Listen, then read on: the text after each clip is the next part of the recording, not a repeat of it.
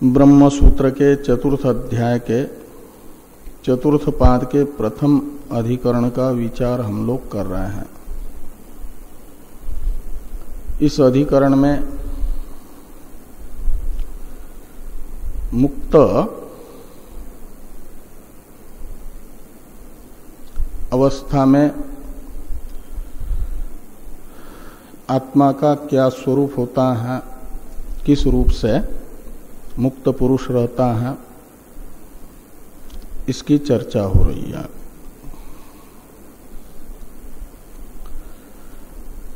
तो इसके लिए विषय बनाया गया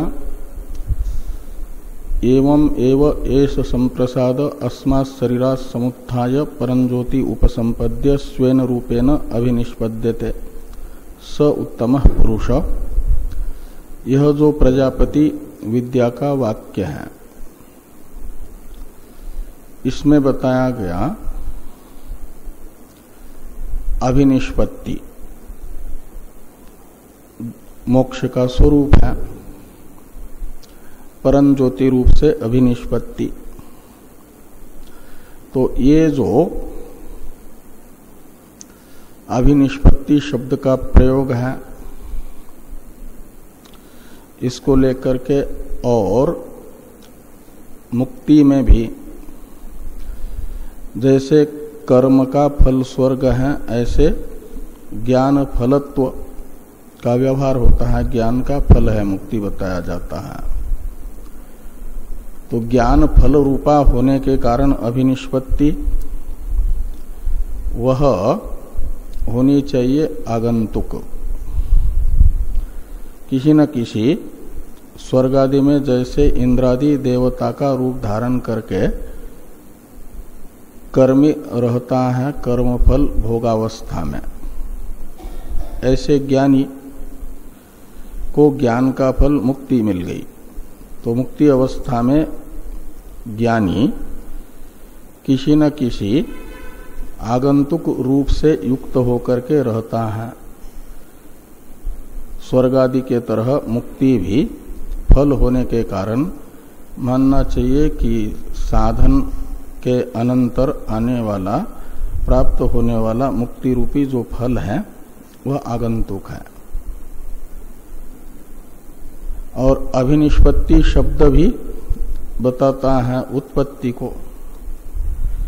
इस प्रकार का पूर्व पक्ष प्राप्त होने पर संपद्य आविर्भाव स्वेन शब्दात इससे बताया गया कि शरीर त्रय से समुत्थान रूप त्वम पदार्थ शोधन पूर्वक परम ज्योति शब्दित ब्रह्म का उपसंपत्ति शब्दित साक्षात्कार करके, संपद्य का अर्थ है ब्रह्म का अनुभव करके जो अभिनिष्पत्ति हो रही है, वह यानी ज्ञान का फल जो प्राप्त हो रहा है वह स्वरूप ही है आत्मा का, केवल आत्म रूप से रहता है वो।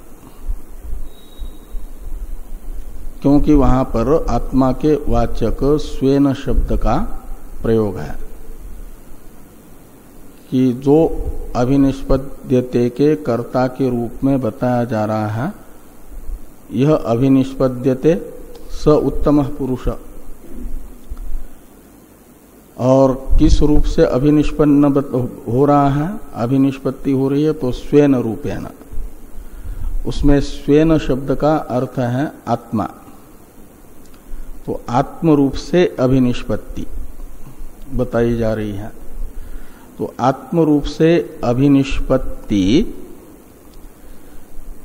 तो आत्मा तो नित्य है, उसे श्रुति न जायते म्रियते वा विपश्चित इत्यादि से जन्म मरण से विनिर्मुक्त बता रही है, रहित बता रही है।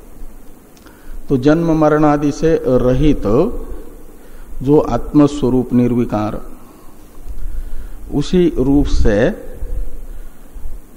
अवस्थित होता है जो परम ज्योति शब्दित ब्रह्म का आत्म रूप से अनुभव करता है, वह उसका वास्तविक जो स्वरूप है ब्रह्म उस रूप से अवस्थित होता है।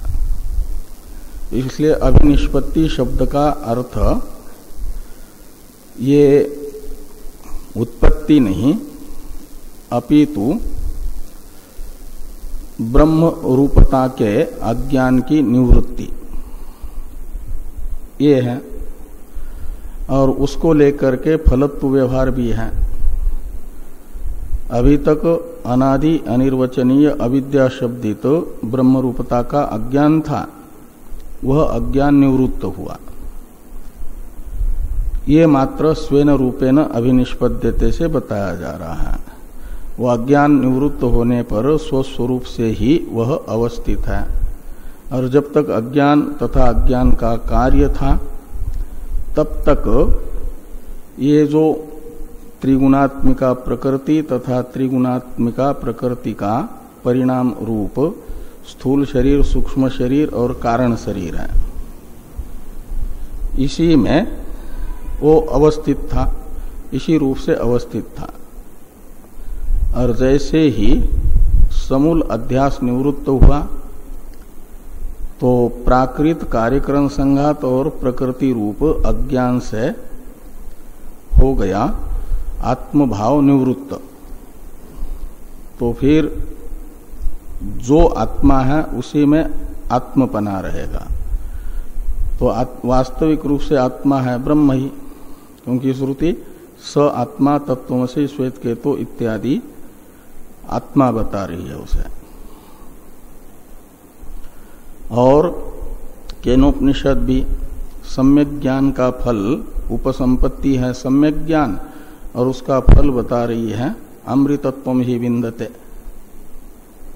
वो अमृतत्व किस रूप से? तो आत्मना, आत्म रूप से अमृतत्व की प्राप्ति होती है। का अर्थ स्वाभाविक जो अमृतत्व है वह सम्यक ज्ञान से अभिव्यक्त होता है।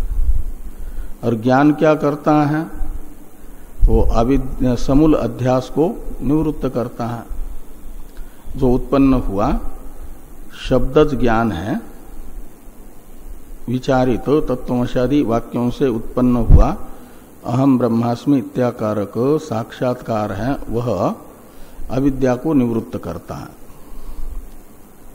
उस अविद्या निवृत्ति को कहा जा रहा है स्वेन रूपेण अभिनिष्पद्यते शब्द से। उपसंपत्ति शब्दित ब्रह्म साक्षात्कार का वो फल है। इसलिए वो मुक्ति अवस्था में केवल जो आत्मा का वास्तविक स्वरूप है उसका आविर्भाव यानी अभिव्यक्ति होती है।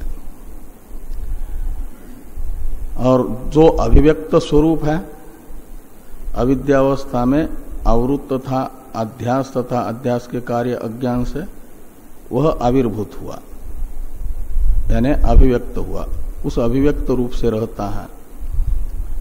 और ब्रह्म रूप बद्ध अवस्था में भी है, लेकिन वह अभिभूत है, आविर्भूत नहीं है, अभिभूत है। इस प्रकार ये प्रथम सूत्र के द्वारा बताया गया। तो द्वितीय सूत्र में ये बताया जा रहा है कि जो एक आशंका हुई, स्वरूप तो पूर्व मुक्ति से पहले भी है, हमेशा है, स्वाभाविक है वो। तो फिर स्वरूप से अवस्थान तो जीव का बद्ध अवस्था में भी है, मुक्त अवस्था में भी है, अंतर क्या पड़ा दोनों में?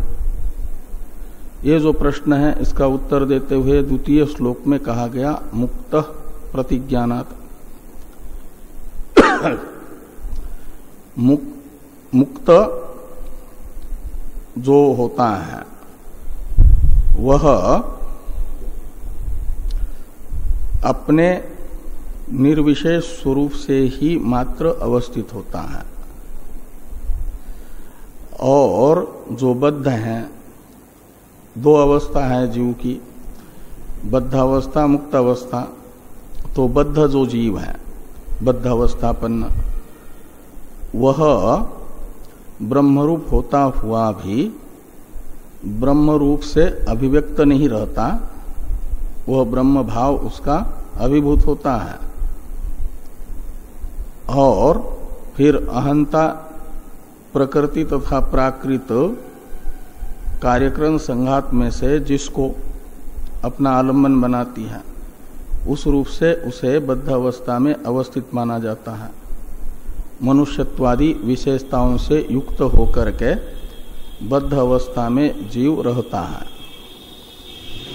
और जब तक ये बद्ध अवस्था है तब तक मनुष्यत्वादि विशेषताओं में से 84 लाख प्रकार के कार्यक्रम संघातगत जो मनुष्यत्वादि विशेषताएं हैं, उन विशेषताओं से युक्त ही रहता है। सुसुप्ति और प्रलय में भी कारण शरीर से तादात्म्य करके तद्भावापन्न होकर के ही रहता है। सुसुप्ति अवस्था में और प्रलय काल में जीवों का अनभिव्यक्त नाम रूप दशा शब्दित जो अज्ञान है, अविद्या है, प्रकृति है, उसी के साथ तादात्म्य होता है, उस रूप से अवस्थान होता है। इसलिए प्राकृत प्रलय कहा जाता है, वो प्राकृत प्रलय है। और ज्ञान से होता है आत्यंतिक प्रलय, वो प्रकृति का भी बाध। और फिर प्रकृति का जो अधिष्ठान है ब्रह्म, जिसे यहाँ पर पुरुषोत्तम कहा जा रहा है, स उत्तम पुरुष, उस उत्तम पुरुष से अवस्थित होता है वो आत्यंतिक प्रलय होने पर। आत्यंतिक प्रलय है समस्त अनात्म वस्तुओं का बाध, और औपाधिक जो जीव स्वरूप था उसका निरुपाधिक ब्रह्म रूप से अवस्थान। वो निरुपाधिक ब्रह्म रूप है उत्तम पुरुष, उस रूप से अवस्थान ये मुक्त अवस्था में होता है। इसलिए अंतर है दोनों में। बद्ध तो बद्ध जीव किसी न किसी उपाधि क्षर पुरुष और अक्षर पुरुष में से के साथ तादात्म्य करके तदात्मना अवस्थित होता है, और मात्र केवल ब्रह्म रूप से अवस्थित मुक्त ही होता है। ये दोनों में अंतर है। स्वरूप स्वाभाविक होने से बद्ध अवस्था में भी रहने पर भी उसी मात्र रूप से वह बद्ध अवस्था में नहीं रह सकता, उपाधि के रूप से रहता है। ये कैसे ज्ञात हुआ तो कहा प्रतिज्ञानात्, और ये तन्त्वेवते भूयो अनुव्याख्यास्यामि इत्यादि वाक्य से प्रजापति ने इंद्र को चारों बार ये कहा कि मैं प्रथम पर्याय में जिसे पहले कह चुका हूं उसी को पुनः कहूंगा। अक्षी पुरुष शब्दित जो दृष्टा है, साक्षी है, उसे पहले कहा, और अंतिम पर्याय में भी जो स्वेन रूपेण अभिनिष्पद्यते करके कहा, वही अक्षी पुरुष है। जो मुक्त अवस्था में जिस रूप से अवस्थान बताया जा रहा है उत्तम पुरुष शब्द से, परम ज्योति शब्दित ब्रह्म रूप से, वो परम ज्योति ब्रह्म ही अक्षिस्थ पुरुष के रूप में प्रथम पर्याय में कहा, द्वितीय पर्याय में स्वप्न पुरुष के रूप में कहा, तृतीय पर्याय में उसे ही सुसुप्त अवस्था में प्राज्ञ से उपलक्षित जो सुसुप्ति का साक्षी है उस रूप में कहा। लेकिन इंद्र समझे अलग अलग, जागृत पहले पर्याय में विश्व को ही समझे, दूसरे में तेजस को ब्रह्म समझ लिए, तीसरे में समझ लिए प्राज्ञ को ही, और चौथे पर्याय में ये जो एष संप्रसाद अस्मात् शरीरात् समुत्थाय परम ज्योति उपसंपद्य, इसमें परम ज्योति शब्द से जो शुरू में अक्षिस्थ पुरुष के रूप में लक्षित किया गया निर्विशेष ब्रह्म है उसी को मैं के रूप में जान लिया और फिर उसी रूप से अवस्थित हो गए। स्वेन रूपेण अभिनिष्पद्यते। ये एतन्त्वेवते भूय अनुव्याख्यास्यामि इत्यादि से प्रतिज्ञान होने से, अभिज्ञान होने से, अंगीकार होने से ये निश्चित होता है। इस प्रकार का द्वितीय सूत्र का अर्थ भगवान भाष्यकार बता रहे हैं। इसे देखिए भाष्य को। यो अत्र अभिनिष्पद्यते इति उक्तः स सर्वबंध विनिर्मुक्तः शुद्धेन एव आत्मना अवतिष्ठते। पूर्वत्र तु अंधो भवति अपि रोदितीव विनाशम एव अपितो भवति इति स अवस्थात्रय कलुषितेन आत्मना इति अयम विशेषः। तो ये कहा कि यो अत्र अभिनिष्पद्यते इति उक्तः, तो जो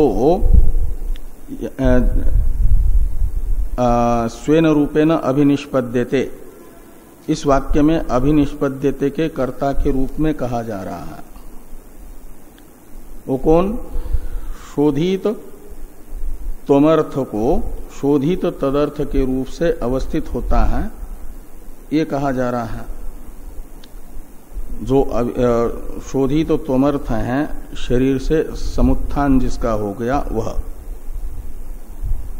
वो है शोधित त्वमर्थ। और शरीर से समुत्थान करने वाले को कहा जा रहा है स्वेन रूपेण अभिनिष्पद्यते।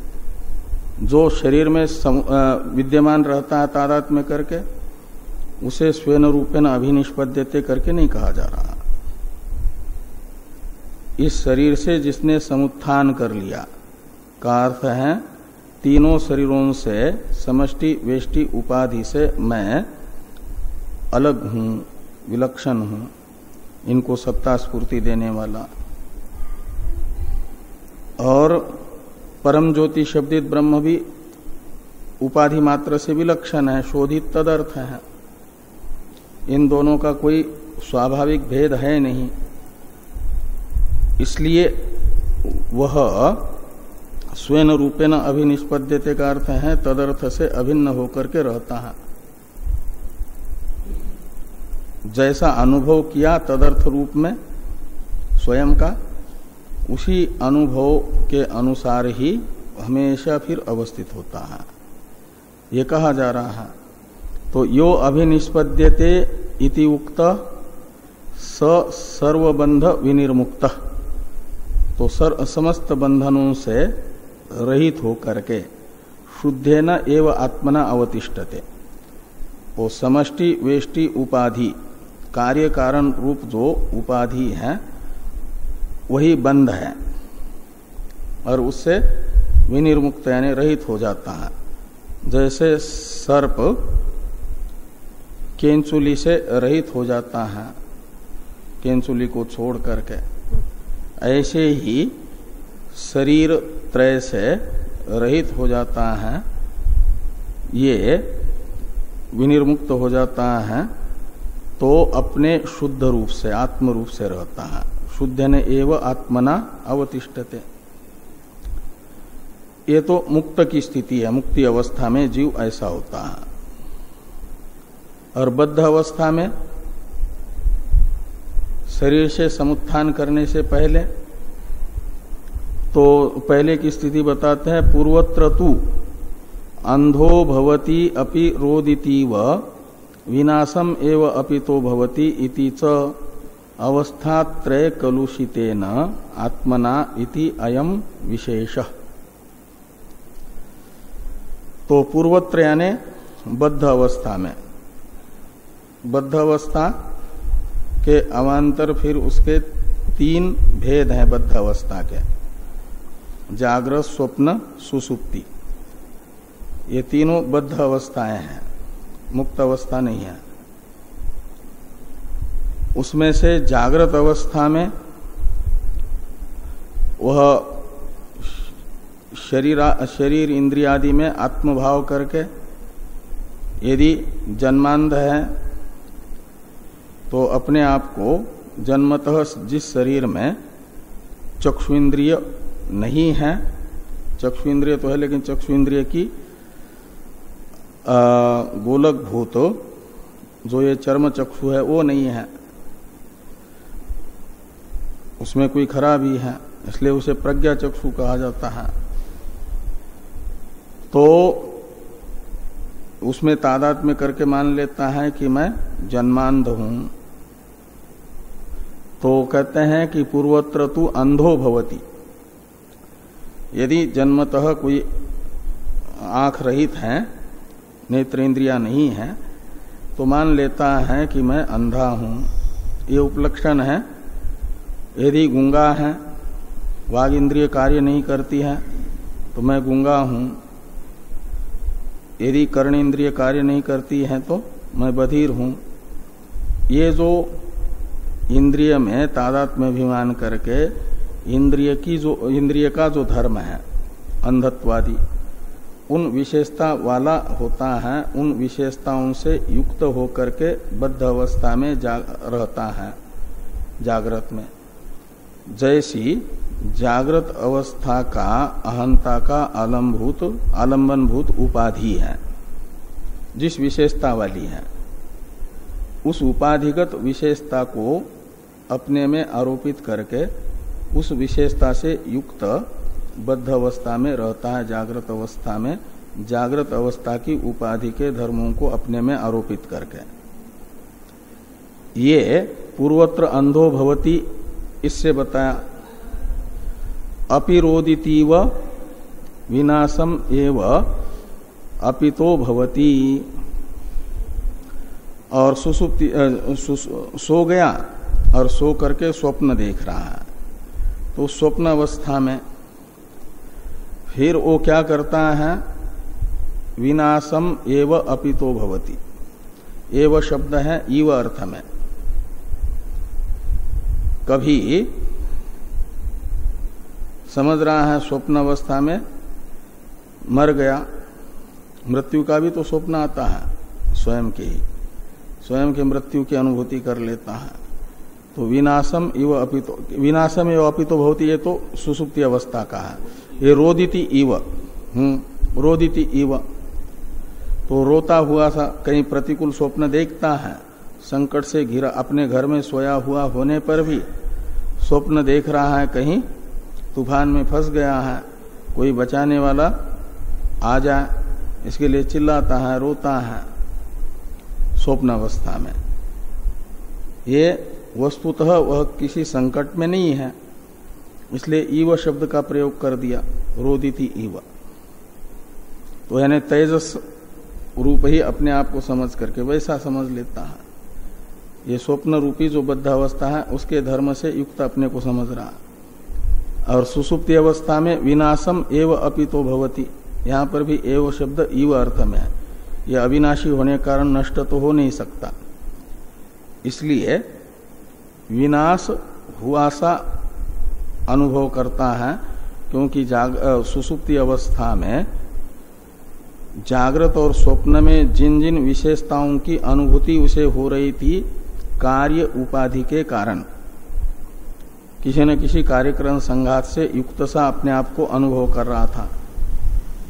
वह कार्यक्रम संघात रूप उपाधि उसकी अहंता की आलम्बन सुसुप्ति अवस्था में नहीं रहती।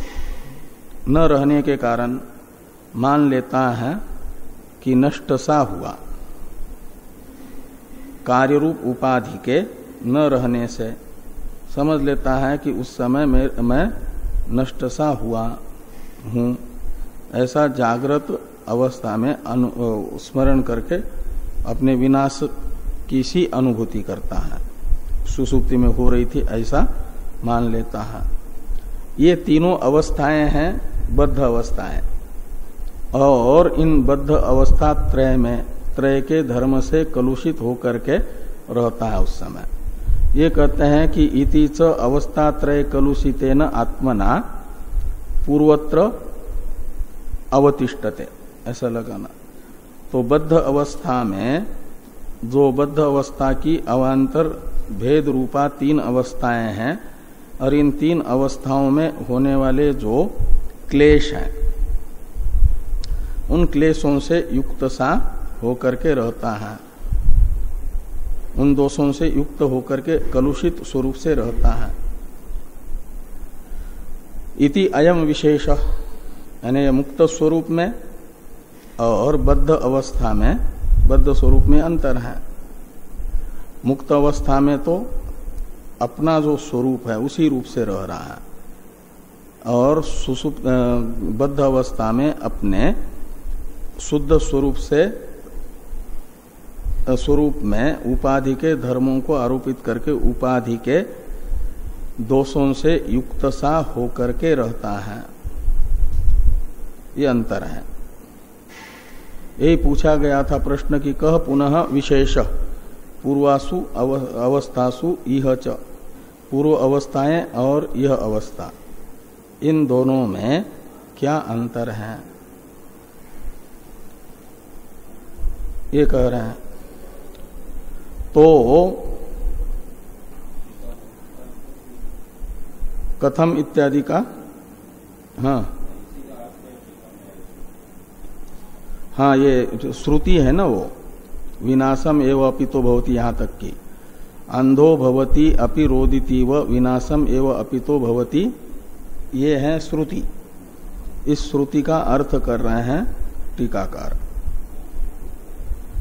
जागृते ही आंध्यादि देह धर्मवान भवति, जागृत अवस्था में, ये बद्ध अवस्था में से एक अवस्था विशेष है जो देह के धर्म है अंधत्वादि, उससे युक्त होकर के रहता है। स्वप्न में हत इव केनचित, तो स्वप्ने तु हत एव केनचित, ये कहते हैं। और अपि च पुत्रादि नाशात रोदिति इव भवति, तो रोता हुआ सा प्रतीत होता है। और सुसुप्तौ तु विशेष अज्ञानात् विनष्ट इव इति, और सुसुप्ति अवस्था में कोई विशेष कार्य उपाधि अहंता का आलंबन न होने से नष्ट सा अनुभव करता है, विनष्ट इव अनुभव करता है। ये बद्ध दशा में है। तो इति बंध दशायाम कलुषित आत्मना तिष्ठति, और मोक्ष तु विगलित अखिल दुख परितः प्रद्योतमान पूर्णानंद आत्मना अवतिष्ठते इति महान विशेष इत्यर्थ। तो इस प्रकार ये दोनों में विशेष यानी भेद है, अंतर है। यानी उपाधि के साथ तादात्म्य करके उपाधि के दुखादि धर्मों को अपने में आरोपित करके दुखी सा होकर के रहता है बद्ध अवस्था में, ये बताया। स्वरूपतः देखा जाए तो बद्ध अवस्था में भी आत्मा के साथ कोई उपाधि के धर्मों का संसर्ग नहीं है, लेकिन मान लेता है संश्लिष्ट सा हुआ। और मुक्त अवस्था का वर्णन करते हुए टीकाकार कहते हैं कि परितः प्रद्योतमान पूर्णानंद आत्मना अवतिष्ठते। परितः यानी जिधर भी दृष्टि जाए, चारों ओर, परितः शब्द का अर्थ होता सब ओर। जैसे सनत कुमार जी ने नारद जी को आत्मोपदेश किया, और फिर अथा तो अहंकारादेश, इससे अहम रूप से भूमा का उपदेश किया, और फिर अनुभूति, भूमा का अहम रूप से अनुभव होने के बाद बताया अहम एव पुरस्तात्, अहम एव पश्चात, हाँ सब और मैं ही हूं करके। ऐसे ओ मैं यानी शुद्ध मैं, ऊपर नीचे सब सर्वत्र व्याप्त है, और वो शुद्ध मैं निरति से आनंद स्वरूप है, उसी को पूर्णानंद कहा जाता है। और वह पूर्णानंद जड़ नहीं है, आत्मा जो जिस पूर्णानंद स्वरूप है वो चेतन है, इसलिए स्वयं ही भासता रहता है।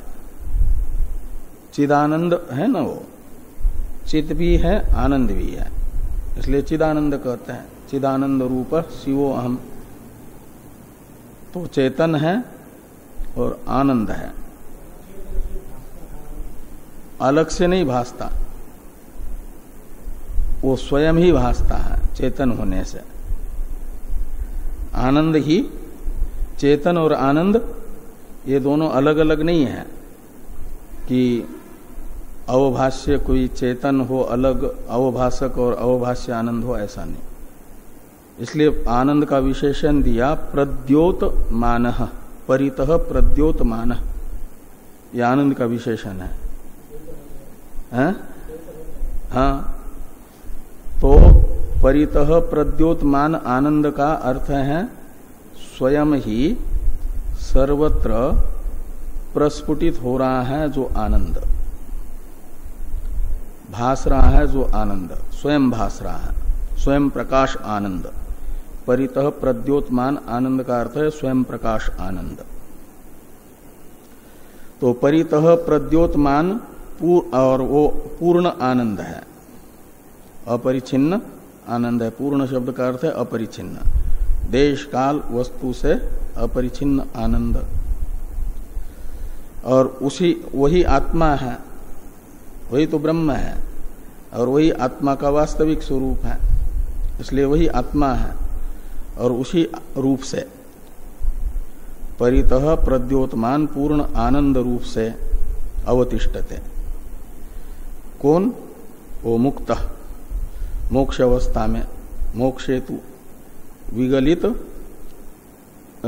अखिल दुख। तो विगलित यानी समाप्त हो गए हैं, निवृत्त हो गए हैं।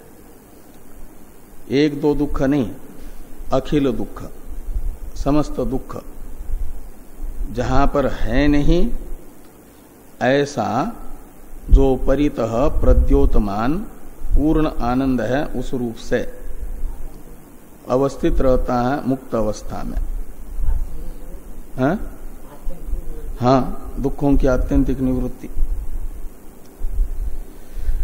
तो विगलित अखिल दुख परितः प्रद्योतमान पूर्णानंद आत्मना मोक्षे अवतिष्ठते, ऐसा लगाना। इसलिए इति महान विशेष, ये बहुत बड़ा भेद है दोनों अवस्था में। ये यहां तक का अर्थ बता दिया, इति अयम विशेष, टीकाकार ने। आगे का जो भाष्य है वो स्पष्ट होने से कोई टीका लिखी नहीं है। तो कथम पुनः अवगम्यते मुक्तो अयम इदानीम भवति इति, ये द्वितीय जो हेतुबोधक पद है उसका अवतरण लिखा भाष्य में। कहते हैं कि कैसे समझा जाए कि इस समय हम मुक्त हैं, मुक्त अवस्था को कैसे समझा जाए, ये प्रश्न हुआ। तो उत्तर देते हैं प्रतिज्ञानात्। जैसे इंद्र को चौथे पर्याय में उत्तम पुरुष का मैं के रूप में अनुभव हुआ, तो पांचवी बार वो वापस लौट करके नहीं आए, वो स्वसंवेद्य है। फिर मुक्त रूप स्वसंवेद्य होने से, स्वयं प्रकाश होने से उसमें फिर वो संशय विपर्यादि नहीं होते। इसलिए कह रहे हैं कि प्रतिज्ञानात्। तो प्रजापति ने ये प्रतिज्ञान किया कि शुरू में हमने जो कहा था, एकदम जो कर्ण परंपराया इंद्र ने और विरोचन ने जिस वाक्य को सुन करके प्रजापति के आश्रम में आकर के निवास किया, जिसको जानने की इच्छा से, उसको पहले कर्ण परंपरा से सुना गया जो वाक्य था, उस वाक्य में भी कहा है यह आत्मा अपहत पापमा विजरो विमृत्यु।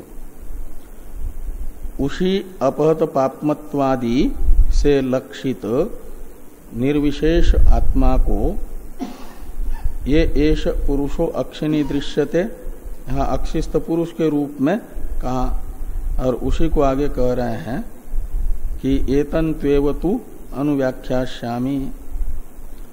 इंद्र और विरोचन को जिस आत्मा की जिज्ञासा थी उसी आत्मा का चारों पर्याय में इंद्र को प्रजापति के द्वारा उपदेश हुआ है, जिस कारण से उससे समझा जा सकता है कि वो यदि हमारे प्रजापति ने इंद्र को जिस स्वरूप का उपदेश किया है चारों पर्यायों में, वही स्वरूप प्रजापति के तात्पर्य का विषयभूत मय के रूप में अनुभव में आ रहा है, वहीं पर यदि हमारी अहंता निरंतर स्थित है, किसी भी अवस्था में विचलित नहीं होती है, तो समझना है कि हम मुक्त हैं। और शास्त्र आत्मा का जो स्वरूप बता रहा है उससे थोड़ी भी विचलित हो जाए अहंता, तो अभी मुक्ति में कहीं न कहीं कमी है। अहंता पूर्ण रूप से शुद्ध स्वरूप में स्थित नहीं है, ये माना जाएगा। यही कहा जा रहा है कि प्रतिज्ञानात् इत्याह तथा ही एतन त्वेवते भूयो अनुव्याख्यास्यामि इति अवस्थात्रय दोष विहीनम आत्मानं व्याख्येत्वेन प्रतिज्ञाय। जो जागृत स्वप्न सुसुप्ति रूप बद्ध अवस्थाएं हैं तीनों, और इन तीनों अवस्थाओं में अहंता का आलंबन बन जाती है कोई न कोई उपाधि।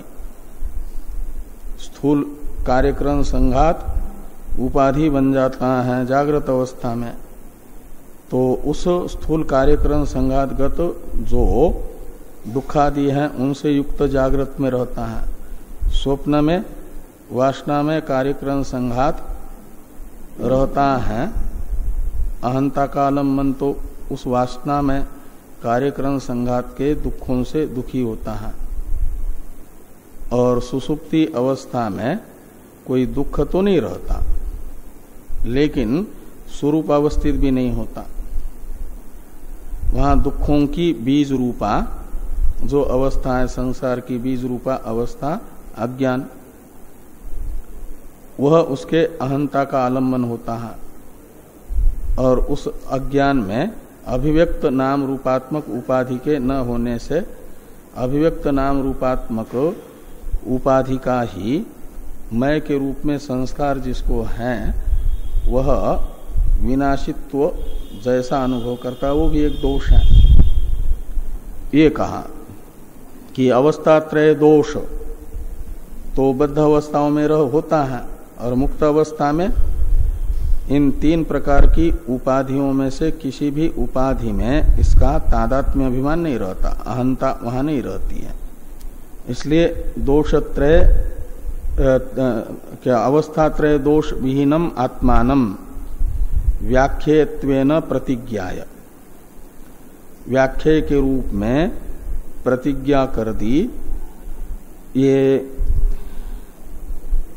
एतन त्वेवते भूयो अनुव्याख्यास्यामि, इसमें एतम यह सर्वनाम, प्रकृत यह आत्मा, अपहत पापमा, विजरो विमृत्यु इत्यादि जो परमात्मा है अवस्था त्रय दोष विहीन, उसका परामर्शक है। जिसे अक्षिस्त पुरुष के रूप में कहा गया, दृष्टा के रूप में कहा गया, उसका परामर्शक है। तो उसी की प्रतिज्ञा करके चौथे पर्याय में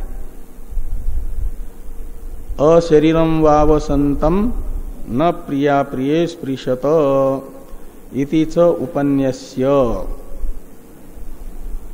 ये इस रूप से प्रतिपादन करके ज्ञापन करके फिर स्वेन रूपेण अभिनिष्पद्यते स उत्तम पुरुष इति च उपसंहरति, ये उपसंहार हुआ। तो उपक्रम में, मध्य में और उपसंहार में जो अवस्थात्रय दोष विहीन आत्मस्वरूप है, उसी का प्रजापति विद्या के प्रकरण में कथन होने से जो प्रकरण के तात्पर्य निर्णायक प्रमाण है उपक्रम उपसंहार आदि, उपक्रम उपसंहार में भी वही है, उपक्रम में है आपका यह आत्मा अपत पापमा, उपसंहार में भी उत्तम पुरुष के रूप में उसी को बताया है, और बीच में भी अक्षी पुरुष के रूप में कहो या बाकी तीन उपदेश में कहो उसी का वर्णन है। तो इसलिए अभ्यास भी है, उपक्रम उपसंहार और अभ्यास अपूर्वतादि प्रमाणों के आधार पर यह निश्चित होता है कि शुद्ध स्वरूप का निरूपण किया है, और वही शुद्ध स्वरूप यदि अहंता का आलंबन है तो मुक्त है, और अहंता का आलंबन यदि वो शुद्ध स्वरूप नहीं है तो अभी कृतकृत्यता में न्यूनता है। ये गीता ने भी कहा, ये तद बुद्ध्वा बुद्धिमान स्यात् कृतकृत्यस्य भारत। पुरुषोत्तम स्वरूप का यदि अनुभव है तो कृतकृत्यता आती है, और यदि लगता है अभी कुछ शेष है कृतकृत्यता तो मुक्त नहीं है। इति च उपसंगरति तथा आख्यायिका उपक्रमेपि यह आत्मा अपहत पापमा इत्यादि मुक्तात्म विषय एव प्रतिज्ञानम।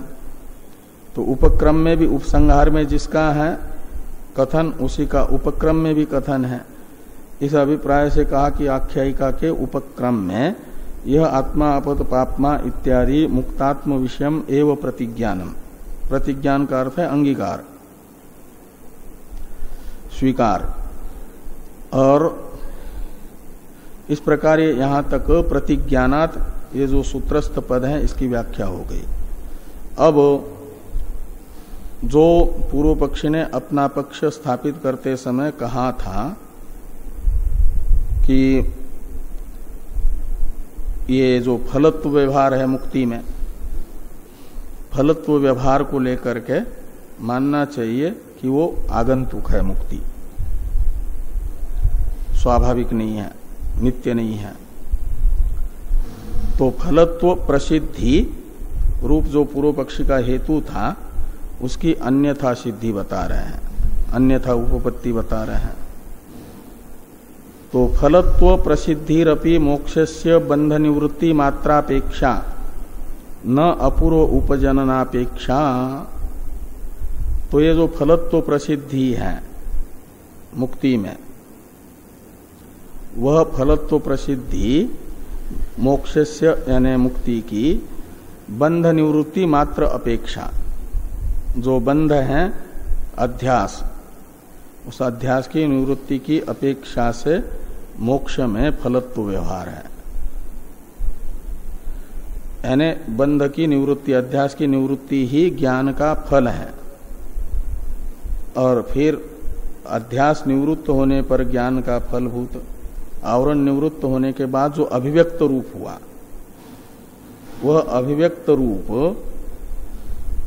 वो फल भी नहीं है, ज्ञान का भी फल नहीं है। ज्ञान का फल अध्यास की निवृत्ति मात्र है।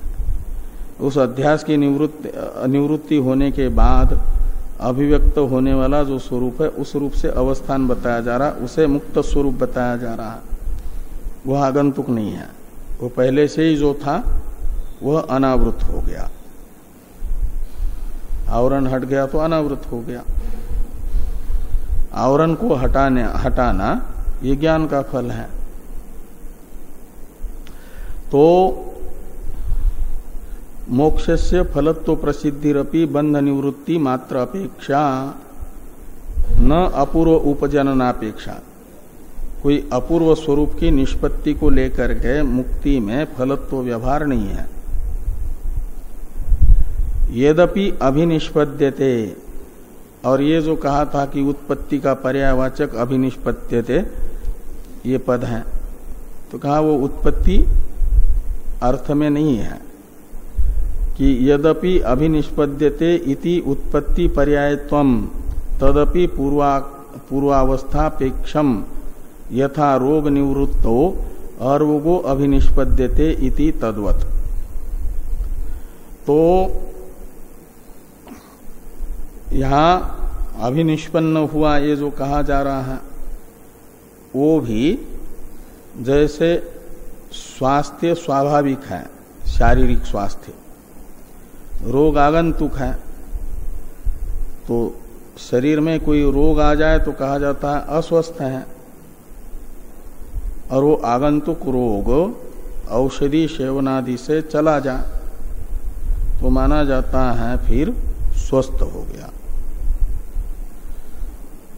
स्वास्थ्य अभिनिष्पन्न हो गया, ये शब्द प्रयोग होता है। रोग निवृत्ति को लेकर के स्वास्थ्य की अभिनिष्पत्ति का गौण प्रयोग होता है, वो मुख्य प्रयोग नहीं है। स्वास्थ्य तो स्वयं ही है। ये कह रहे हैं कि यद्यपि अभिनिष्पद्यते इति उत्पत्ति पर्यायत्वम तदपि पूर्वावस्थापेक्षम यथा रोग निवृत्तो अरोगो अभिनिष्पद्यते इति तद्वत् तस्मात् अदोषः, इसलिए अदोष है का मतलब कोई दोष ये पूर्व पक्षी को तो दिख रहा था, मुक्ति को स्वाभाविक मानने पर अभिनिष्पद्यते पद का प्रयोग श्रुति में और फलत्व व्यवह की प्रसिद्धि, ये दोष टालने के लिए माना जा आगंतुक, ये जो पूर्व पक्षी कह रहे थे, ये पूर्व पक्षी को प्रतीयमान मुक्त अवस्था को नित्य मानने में जो दोष था वो सारे दोष नहीं है, अदोष ही है, दोष रहित है वो मुक्त स्वरूप।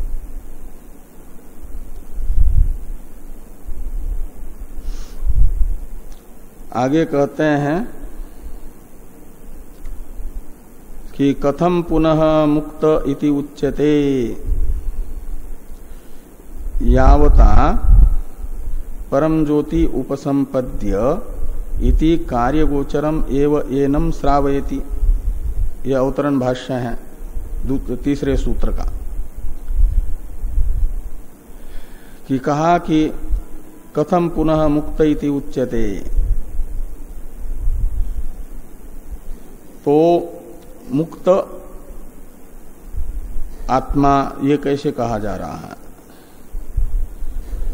पूर्व पक्षी का तो कथन है कि उस मुक्तात्मा को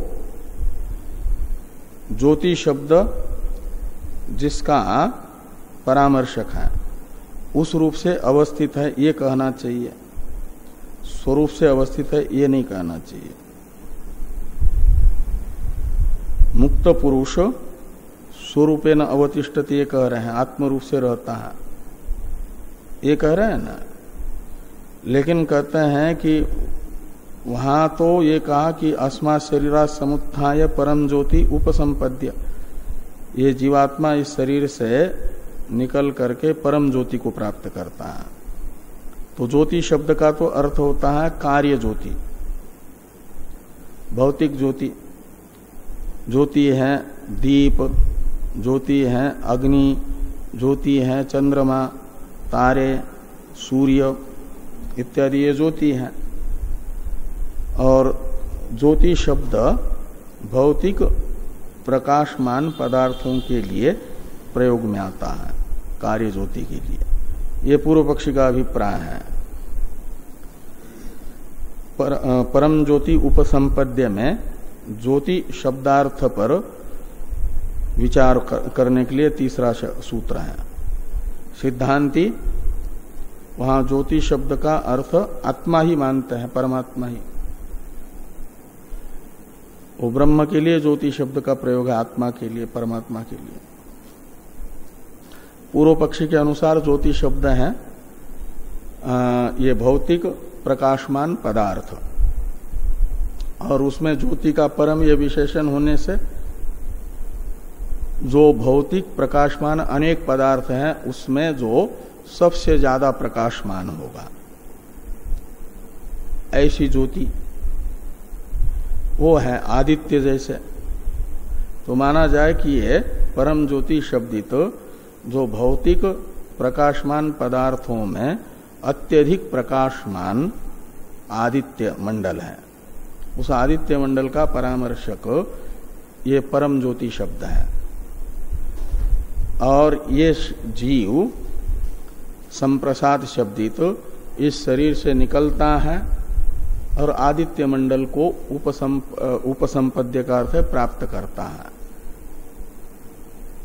तो यदि आत्मा ही आत्मरूप से अवस्थित होता है ये कह रहे हो, तो सूर्य के पास जाने की क्या जरूरत, सूर्य को प्राप्त करता है, तो मानना चाहिए कि वो सूर्य रूप से अवस्थित होता है, आदित्य मंडल अंतर्गत पुरुष के रूप में अवस्थित होता है, ये माना जाए। ये पूर्व पक्षी का अभिप्राय है। इस अभिप्राय से ये पूछते हैं कि कथम पुनः मुक्त इति उच्यते यावता परम ज्योति उपसंपद्य इति कार्य गोचरम एव एनम श्रावयति। एनम यानी मुक्तात्मानम, जीव को, एनम शब्द से जीव को लेना, शरीर से जिसने समुत्थान किया। पूर्व पक्षी के अनुसार शरीर से समुत्थान त्वम पदार्थ शोधन नहीं, अपितु इस शरीर से निकल जाना और परम ज्योति को प्राप्त करना है, आदित्य मंडल को प्राप्त करना।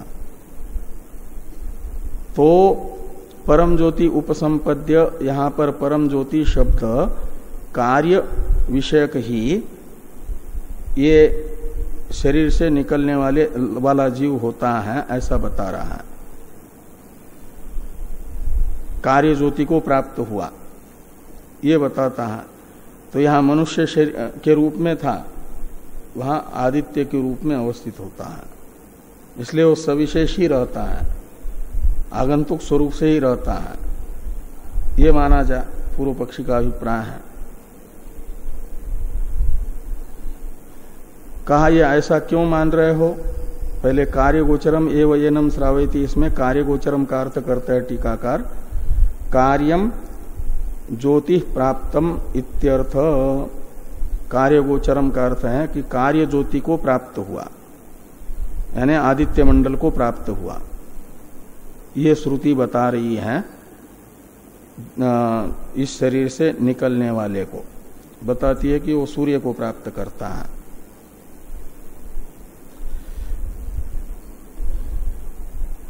तो इस प्रकार की शंका हुई। कहा कि यहां ज्योति शब्द का अर्थ आप कार्य ज्योति ही, आदित्य मंडल ही क्यों कर रहे हो? तो इसमें हेतु बताते हैं पूर्व पक्षी कि ज्योतिष शब्दस्य भौतिके ज्योतिषी रूढ़त्वात्, रूढ़त्वात् यानी प्रसिद्धत्वात्, कि ज्योति शब्द भौतिक कार्य ज्योति में प्रसिद्ध है। भौतिक शब्द ही कार्य को बता रहा है। भूतों की कार्य रूपा जो ज्योति है, यानी प्रकाशमान पदार्थ हैं, दीप, अग्नि, चंद्रमा, तारे, विद्युत और आपका सूर्य, इनको बताता है। उसमें इस ज्योति शब्द की प्रसिद्धि है लोक में।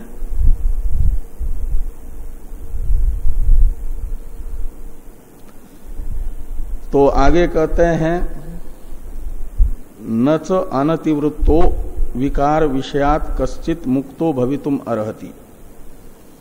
इसका अवतरण है टीका में, कार्यम प्राप्तोपि मुक्तः किन्न स्यात् इत्यत आह न चैति। ये दो तीन पंक्ति और फिर नैष दोषः इत्यादि से सिद्धांति का उत्तर आ रहा है, और वो उत्तर देंगे सूत्र से। सूत्र से व्यावर्त्य शंका वहां तक है। नैष दोषः इससे पहले तक विकारस्य आर्तत्व प्रसिद्धे, ये भी सिद्धांति बताएंगे जिस अभिप्राय से वो बता रहे हैं कि नैष दोष इत्यादि पर चर्चा हम लोग न यहां से कल करेंगे।